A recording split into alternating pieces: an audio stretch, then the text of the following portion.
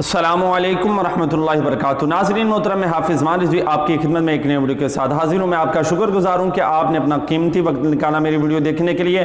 तो नाज़रीन मोहतरम, बहुत ही बड़ी ब्रेकिंग न्यूज़ है, अभी आपके सामने रखते हैं। आपको बताता चला जाऊँ कि तहरीक लब्बैक पाकिस्तान के कारकुनान जब गिरफ़्तार होते हैं तो जब तफ्तीश होती है, जब उनसे पूछा जाता है तफ्तीश के बाद कि बता तेरा ताल्लुक़ जो है वो तहरीक लब्बैक पाकिस्तान के साथ है या नहीं, तो मैंने बड़े बड़े देखे हैं कि जो बड़े बड़े दावे करते थे और फिर वो कहते हैं कि मेरा तहरीक लब्बैक पाकिस्तान के साथ कोई ताल्लुक़ नहीं है। मैं अब उनका नाम लेना यहाँ पर मुनासिब नहीं समझता, लेकिन बड़े बड़े मैंने देखे हैं कि जो कहते हैं पहले बहुत नारे लगाते थे कि हम तहरीक लब्बैक के साथ हैं, हम ये कर देंगे वो कर देंगे, लेकिन जब मुश्किल वक्त आया तो उन्होंने कहा कि हमारा कोई ताल्लुक़ नहीं। यहाँ पर बाबा जी का एक जुमला याद आ रहा है। बाबा जी अक्सर फरमाया करते थे अपनी तकरीर के अंदर कि ये क्या बात हुई कि जब मुश्किल वक्त आया तो तुम कहते हो कि मेरा तहरीक लब्बैक के साथ कोई ताल्लुक़ नहीं है। मज़ा तो है तब है ना कि जब मुश्किल वक्त आया तो वो तुमसे पूछे कि बता तेरा ताल्लुक़ है या नहीं, तो तुम कहो कि हाँ मैं हूँ लब्बैक वाला, मेरा लब्बैक के साथ ताल्लुक़ है।